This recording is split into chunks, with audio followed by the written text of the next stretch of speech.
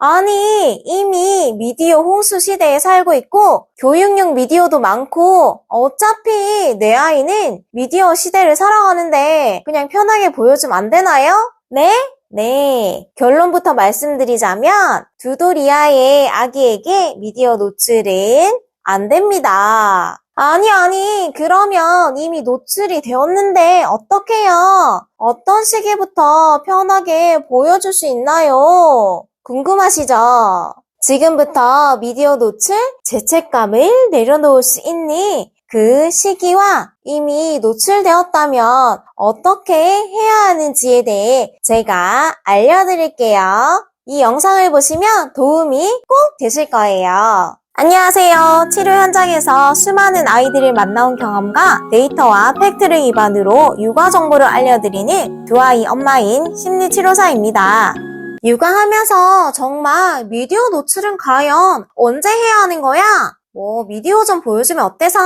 나도 클 때 보면서 자랐는데 보여줬더니 죄책감이 들어 라고 느끼는 부모님들도 계실 거예요. 사실 제가 둘째 임신하고 입덧 때문에 너무 힘들어 딱 20분 정도 보여준 적이 있는데 약간의 노출임에도 불구하고 죄책감이 들더라고요. 요즘 스마트 기기의 최초 이용 시기가 평균 2.27세라고 합니다. 스마트 비디오 베이비라고 할 정도로 이른 시기에 미디어에 노출이 되고 있어요. 이미 노출 너무 많이 한 거 아니야?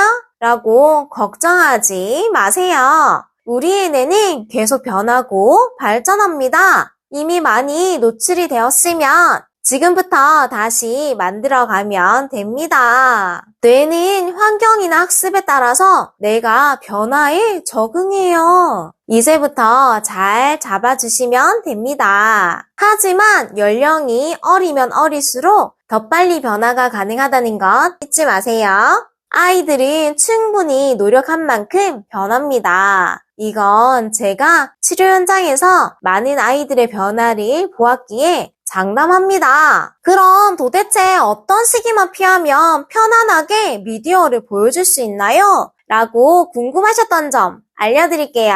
미디어 노출에 관심이 있는 부모님이라면 알고 있는 내용이지만 다시 한번 찝어보고 넘어갈게요. 미국 소아과학회에서는 20개월 미만 영상 시청 금지, 세계보건기구에서는 2세 미만 아이들 디지털 미디어 이용 금지, 2세에서 5세 미만 아이들까지는 1시간 내로 미디어 시간을 갖도록 권장하고 있어요. 왜냐하면 아이의 두뇌가 발달하기 위해서는 미디어가 아닌 부모와의 상호작용과 의사소통이 필요합니다. 과도한 노출로 인해 성장과 발달에 부정적인 영향을 미치기 때문이에요. 24개월 전까지는 부모님들의 노력이 절실히 필요합니다. 스웨덴의 린셔팅 대학교의 연구를 보면 24개월이 지난 아이들이 있는 가정에서 집안에 일어나는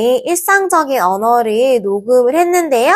아이들의 언어 발달의 관계를 분석하기 위해서였어요. 아이들의 언어 발달의 관계를 분석해 보았는데요. 가정 안에서 일어나는 아이의 말, 부모의 말을 살펴보니 아이들이 디지털 미디어를 보는 시간이 높은 가정 아이들은 그만큼 언어 능력이 줄었다고 합니다. 일상적 언어 능력과 문해력 등에 부정적인 영향을 미쳤다고 해요. 저 또한 치료 장면에서 미디어 노출이 높았던 아이들이 발달에 대한 다양한 문제로 어려움이 있는 것을 보았죠. 24개월 이전의 아이에게 미디어 노출을 시켜주는 건 사실 문제가 좀 있긴 해요. 예를 들어 볼게요. 집안일을 해야 하거나 식당에서 밥을 먹을 때 아이가 떼를 쓰거나 외출을 했을 때 통제가 안 될 때 미디어 영상을 틀어주시잖아요. 그럼 아이가 미디어를 보는 순간 솔직히 편하잖아요. 미디어에 집중해서 얌전히 있죠. 하지만 자세히 아이들을 관찰해 보시면 몰입하고 있는 것 같지만 아이의 표정을 한번 보세요. 멍한 표정으로 미디어를 보고 있어요. 자세히 보면 입도 벌리고 있을 거예요. 여러분들이 회사 생활을 하고 있다고 생각해 볼게요. 신입사원으로 입사해서 회사에 열정적으로 보탬이 되기 위해 회사의 시스템도 알고 싶고 일도 배우고 싶어요. 그런데 회사에서는 일은 가르쳐 주지 않고 신입사원 영상 시리즈를 계속 보여주는 거예요. 매일 먼저 할 일은 영상 자료를 계속 보는 거예요. 라며 매일매일 회사에 출근하면 영상만 보여주는 거죠. 이런 일들이 지속되면 과연 여러분들은 회사에 대해 직접 경험하고 알아보고 싶은 그 마음이 남아있을까요? 신입사원으로서 회사를 잘 알아가려면 직접 경험해보고 겪어봐야 알 수 있잖아요. 그런데 계속 회사 영상만 보고 있으래요. 영상만 본다고 회사의 일을 모두 다 알 수 있을까요? 회사에 대해 도전적으로 배우려 하지 않고 멍하니 영상만 보다 퇴근을 하게 되겠죠. 마찬가지예요. 우리 아이들도 부모와 함께 세상을 직접 경험하고 배우고 다양한 자극으로 성장하고 싶어 해요. 영유아기 때는 발달이 곧 경험이잖아요. 하지만 미디어 노출로 인해 중요한 것을 놓치고 있어요. 물론 육아의 고충은 너무나도 잘 압니다. 미디어 노출을 했다고 해서 아이를 사랑하지 않는 건 아니잖아요. 알지만 이 시기 딱 24개월 이 시간만이라도 아이와 적극적인 소통과 사랑을 나누며 오롯이 내 아이만 바라보는 시간을 가져보세요. 절대 후회하지 않으실 거예요. 그래서 이 시기, 24개월 시기만 피하면 편안하게 미디어 노출을 시켜줘도 됩니다. 하지만 저는 36개월까지 추천드리고 싶어요. 태어나서 첫 돌, 두 돌 당연히 중요합니다. 발달이 폭발적으로 일어나는 시기이고 무엇보다도 양육자와 가장 친밀하고 애정 가득한 관계를 형성하는 것이 중요하잖아요. 눈맞춤하고 반응해주고 말 걸어주고 스킨십하는 그 시간은 소중한 시간이에요. 아니 마냥 미디어 노출을 안 할 수는 없잖아요. 네네 그럼요. 안 할 수는 없죠. 여기 연구에서 보면 생후 12, 15, 18개월 된 아이들에게 눈앞에서 실제 인형극을 보여준 그룹과 인형극을 TV로 보여준 그룹으로 실험을 했는데요. 연극을 보고 난 후 24시간이 지난 후 따라하는지 관찰을 했어요. 역시나 실제로 인형극을 본 아이들은 24시간이 지난 후에도 따라했다고 합니다. 그리고 12개월 된 아이들은 영상에서 아무것도 못 배웠어요. 영상을 통해 아기들은 학습이 되지 않는다는 사실을 알았어요. 하지만 3에서 5세 아이들은 영상에서 단어를 배울 수 있다고 합니다. 와우!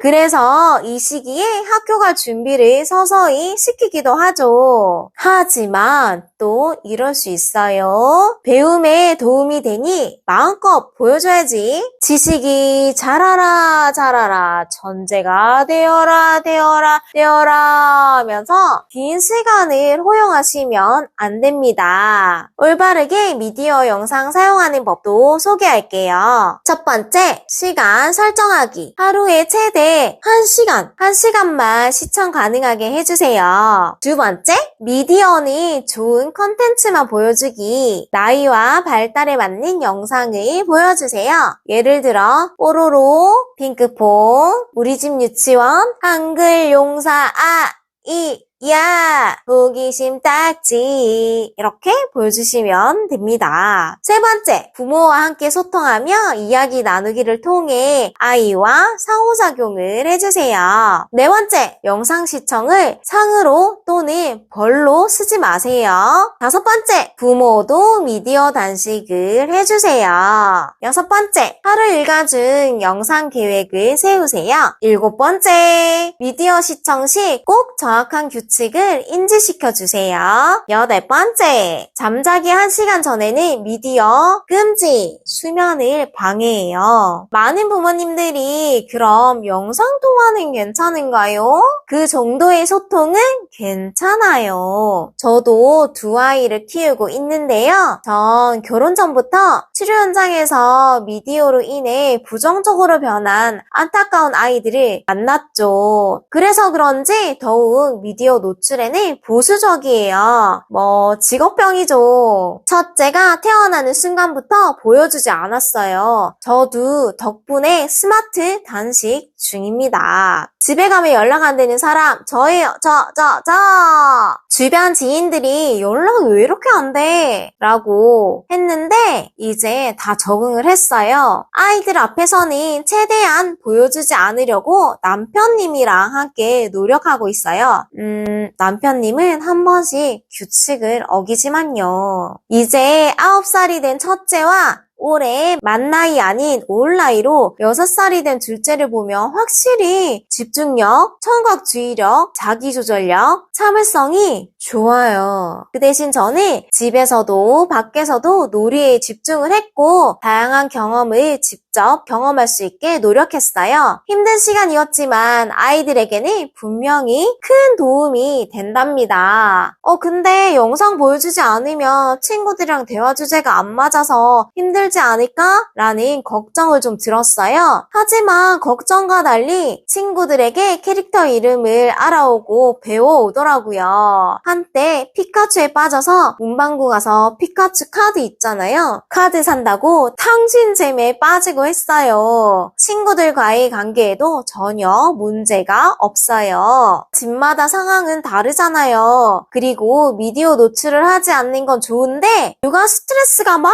넘쳐나서 아이에게 나의 감정을 막 퍼붓고 계신다면 적절하게 사용하는 게 아이의 정서에도 양육자의 정서에도 도움이 되겠죠. 미디어 영상은 분명 양면성은 존재하지만 좀 더 어떤 쪽에 내가 더 비중을 두고 육아관을 잡아가는 게 좋을지 생각해보세요. 영상을 통해 다양한 현상들을 배우고 익히는 것도 맞으니까요. 일단 내 상황에 맞게 적절하게 효과적으로 사용하시길 바랍니다. 아예 나는 아이와 상호작용을 좋아하니 미디어 영상 그까이 거머 없어도 돼요. 나는 하루 종일 에너지가 넘쳐 감당할 수 있고 이 시간 3년은 참을 수 있다 라고 생각하시면 미디어 노출을 하지 않는 것을 추천드려요. 아니야 나는 체력도 바닥이야. 아이와 역할놀이 놀아주는 건 너무 힘들어 하시면 하루 일과 중 계획을 짜셔서 영상은 1시간 미만으로 보여주되 놀이는 양질을 높여 20-30분 정도만 바짝 애정 가득 담아 소통해 주셔도 됩니다. 육아는 정말 산 넘어 산이지만 우리는 또 하루하루 잘 해나가고 있잖아요. 여러분의 육아 진심으로 응원합니다. 이번에도 인사할까? 안녕.